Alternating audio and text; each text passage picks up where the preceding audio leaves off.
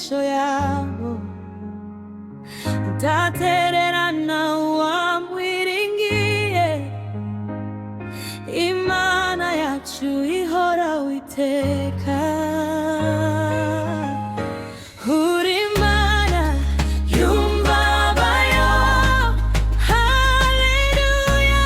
Uri Imana yita ku bana bawe, iyo dutakiye aratumva, iyo witurize araduhumuriza. Uri Imana yumva abayo, ndidutinye turi mu biganza byawe. Iyo inzira isa n'iyafunze, iyo umutima wuzuye amaganya, nterera amaso hejuru, ngabona ubuntu bwawe Mana.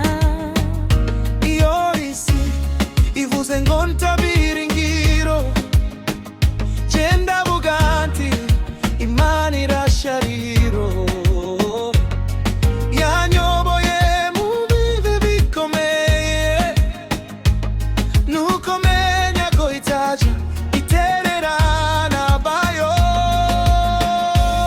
Uri Imana kuba abayo, uri Imana, uri Imana yita ku bana bawe, iyo dutakiye aratumva, iyo witurize araduhumuriza. Wanyumvise ngiri mu mwijima, wampaye imbaraga zo gukomeza. N'ubu ntabona inzira ijya, izeye ko ukuboko kwawe kundi imbere. Mana uri data wacu mwiza, urinda abana bawe ijoro n'amanywa. Iyo dushaka ibisubizo, ijwi ryawe riduha amahoro.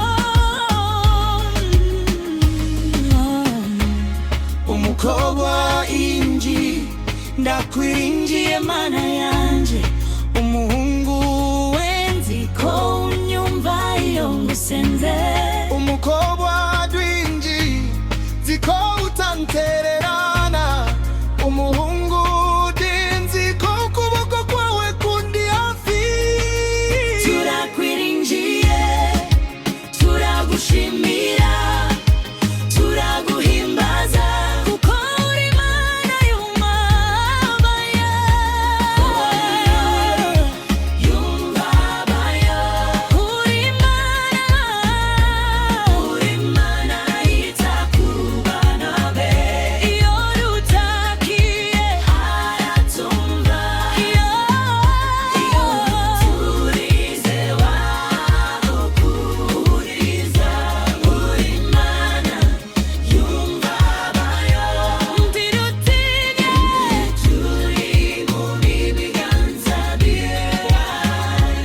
Uri Imana yumva abayo, uri Imana yumva amasengesho yabo. Tuzahora tuguhimbaza, Mana yacu uri umwizerwa.